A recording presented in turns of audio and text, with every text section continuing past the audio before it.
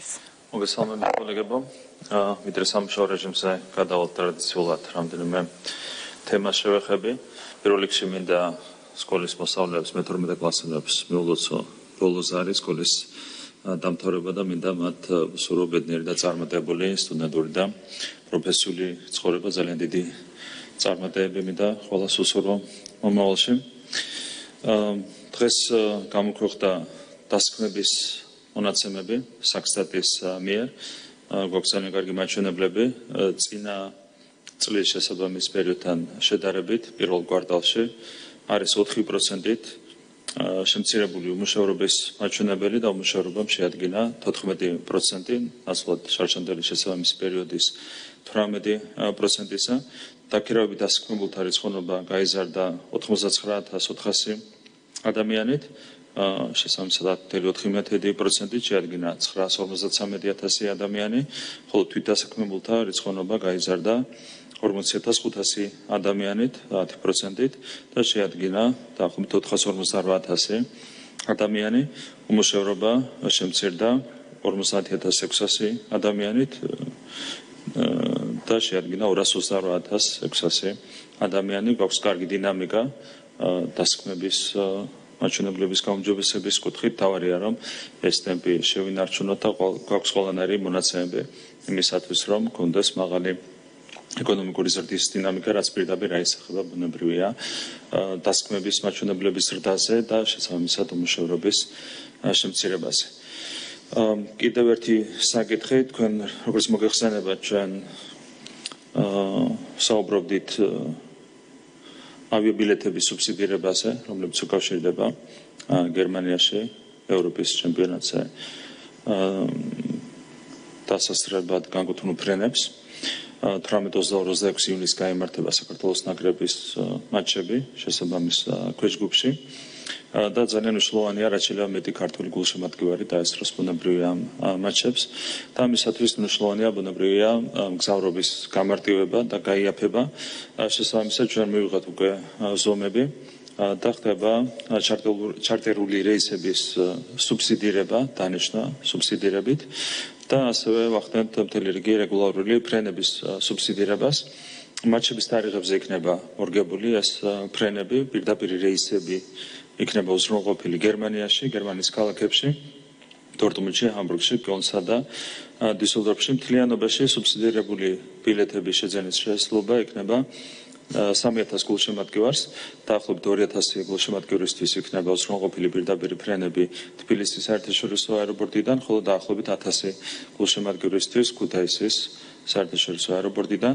ერთი გზის ფასი სუბსიდირებით იქნება 195 ევრო, შესაბამისად ორი გზის ფასი იქნება 390 ევრო. გულშემატკივარს ექნება საშუალება რომ თვითონ აწყოს საკუთარი მოგზაურობის განრიგი, მოერგოს საკუთარ განრიგს ბილეთები, მას შეუძლია დაესწროს 1, 2 ან 3 მატჩს და ექნება მოქნილობის ასე ვთქვათ სივრცე და შესაბამის ბილეთებს შეიძენს. საქართველოს მოქალაქეები შეძლებენ ამ ბილეთების შეძენას. ის მოქალაქეები, რომლებსაც შეძენილი აქვთ საფეხბურთო მატჩის ბილეთები, ავიაბილეთის შეძენისას წარმოქმნილი უნდა იყოს შესაბამისი მატჩის ბილეთი. ბილეთებს გასაყიდად გამოვიტანთ კვირის ბოლომდე შესაბამის ელექტრონულ პლატფორმაზე. ამის შესახებ უახლოეს დღეებში დეტალურ ინფორმაციას წარუდგენთ საზოგადოებას. ან კვირის ბოლომდე უკვე გამოტანილი იქნება 3,000-ვე ბილეთი გასაყიდად ელექტრონულ პლატფორმაზე. კიდევ ერთხელ ვიტყვი, ერთი გზის ფასი იქნება 195 ევრო. ფეხბურთის თემას გავაგრძელებ. როგორც მოგეხსენებათ, ევროპის ჩემპიონატზე გასვლისთვის სტანდარტულად არის გათვალისწინებული პრემია ნაკრებებისთვის 850,000 ლარის ოდენობით. ჩვენ გვქონდა მსჯელობა კულტურისა და სპორტის სამინისტროსთან ერთად და მივიღეთ გადაწყვეტილება, რომ გავზარდოთ პრემიის მოცულობა 3 მილიონ ლარამდე, 3 მილიონი ლარი იქნება გამოყოფილი. დღეს განიხილება უბრალოდ ეს განკარგულება და გვაქვს თქვენი მხარდაჭერის იმედი. და ბოლო თემა, რომელსაც შევეხები, ეს არის კიდევ ერთხელ უცხოური გავლენის გამჭვირვალობის შესახებ კანონი. ჩვენ არაერთხელ ვისაუბრეთ იმაზე, რომ სოციოლოგიური კვლევის თანახმად ამ კანონს მხარს უჭერს მოსახლეობის 60%-ზე მეტი თვითონ გამჭირვალობის იდეას, არასამთავრობო ორგანიზაციების გამჭირვალობას ხარს უჭერს მოსახლეობის 80%-ზე მეტი, რაც შეეხება კანონს ხარს უჭერს მოსახლეობის 60%-ზე მეტი, შესაბამისად მოსახლეობის უმრავლესობის საღმო-აზრმა აუცილებლად უნდა გაიმარჯვოს, ეს ჩემი პირადი აზრია. ასევე ამ ყოველფრის მნიშვნელობაზე მეტყოლებს ისიც, რომ ოპონენტები მაქსიმალურად გაურბიან დისკუსიას. თქვენ გახსოვთ, რომ როდესაც პარლამენტში წარიმართებოდა დისკუსია, დებატები კანონთან დაკავშირებით, ოპონენტები აკეთებდნენ ყველაფერს იმისათვის, რომ ჯანსაღი დისკუსია არ შემდგარიყო. ასევე პირადად შევთავაზე დიპლომატებს მონაწილეობა მიიღოთ ამ კანონპროექტის საჯარო განხილვაში, თუმცა სამწუხაროდ არ იყო არავითარი გამოხმაურება. ასევე როგორც მოგეხსენებათ, სალომე ზურაბიშვილმა ვეტო დაადო ამ კანონს, რითაც ჩაკეტა ყველანაირი სივრცე დისკუსიისთვის. ჩვენი შეთავაზება იყო საერთაშორისო პარტნიორების მიმართ, რომ ვეტოს პროცედურა გამოგვეყენებინა პოზიციების შეჯერებისთვის, თუმცა სალომე ზურაბიშვილმა უხეშად დაადო ვეტო კანონს, რითაც ყველანაირი სივრცე ჩაიკეტა სამწუხაროდ ჯანსაღი დისკუსიისთვის. მე ასევე, როგორც მოგეხსენებათ, ახალგაზრდებს შევთავაზე, რომ მონაწილეობა მიიღოთ საჯარო დისკუსიაში, პირდაპირ ეთერის ფორმატში, თუმცა იმავე წამს რადიკალების მხრიდან დაიწყო ბულინგი ახალგაზრდების მიმართ და ამ პირობებში ვერც ერთმა ჯგუფმა ვერ გარისგა საჯარო დისკუსიაში მონაწილეობა, რაც ძალიან სამწუხაროა. რა თქმა უნდა, ჩემი შეთავაზება კვლავაც სალაში რჩება და იმედი მაქვს, რომ ერთი ჯგუფი მაინც თავს დააღწევს ბულინგს და მონაწილეობას მიიღებს საჯარო დისკუსიაში ამ კანონთან დაკავშირებით. ზოგადად ბულინგი, სიძულვილი, აგრესია, ეს არის ლიბერალური ფაშიზმის ერთ-ერთი მთავარი იარაღი, რომელსაც აქტიურად იყენებს კოლექტიური ნაციონალური მოძრაობა. ჩვენ ამ პარტიას უწოდებთ ომისა და ღალატის პარტიას, თუმცა ამასთან ერთად ეს პარტია არის სიძულვილის პარტია. ისინი სიძულვილით მოქმედებდნენ თავის დროზე, როცა იყვნენ ხელისუფლებაში და ახლა იგივეს აკეთებენ უკვე ოპოზიციის რიგებიდან. ჩვენ გვჭირდება მშვიდობა ომის ნაცვლად, ჩვენ გვჭირდება ქვეყნის ერთგულება ღალატის ნაცვლად და ჩვენ გვჭირდება სიყვარულით გაერთიანება სიძულვილის ნაცვლად.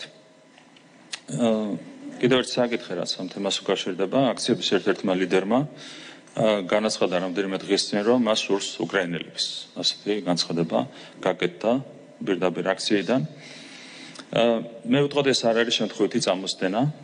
მთავარი მიზანი, უბრალოდ დავალება, რაც ამოძრავებთ ამ ადამიანებს, არის სწორედ საქართველოს უკრაინიზაცია, ანუ ის, რომ საქართველომ გაიზიაროს უკრაინის ბედი. ამას ვერ მიაღწიეს მათ 2022 წელს, თუმცა ფაქტია, რომ დღემდე ამის იმედი მათ არ დაუკარგავთ.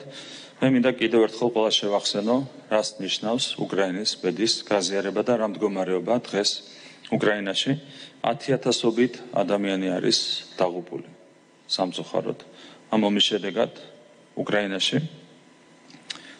კონკრეტული სტატისტიკური მაჩვენებელია 19-24 წლის ახალგაზრდა მამაკაცების 2/3 ან ქვეყნიდან გავიდა, ან დაიღუპა. საუბარია უკრაინის გენოფონდის განადგურებაზე. ეს არის რისიც შურთ ჩვენს ოპონენტებს.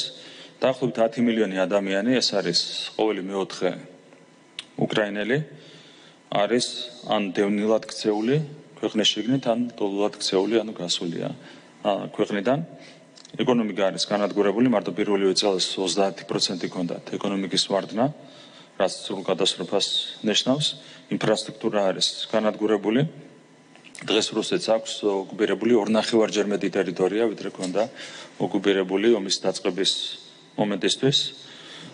ომის ფონზე უკრაინაში ხელს ითმობენ პოლიტიკოსები და ჩინოვნიკები, დაყვავის კორუფცია და გაუქმებულია არჩევნები, პოლიტიკური პლურალიზმი, მედიის თავისუფლება, ყველაფერი რაც დაკავშირებულია ზოგადად დემოკრატიის ცნებასთან. და კიდევ ერთხელ გავიმერებ, რომ ამ ყველაფრის შურთ კოლექტიური ნაციონალური მოძრაობის წარმომადგენლებს და არა მარტო შურთ, არამედ კიდევ ერთხელ გავიმერებ, მათ სურთ ეს ყველაფერი იხილონ საქართველოში. მათ სურთ, რომ საქართველომ გაიზიაროს უკრაინის ბედი, რასაც ჩვენ რა თქმა უნდა ვერ დავუშვებთ. ფაქტია, მათი იმედი არ დაუკარგავთ და მათ მიერ ორგანიზებული ყველა პროვოკაცია და პროტესტი სწორედ ამ მიზანს ემსახურება.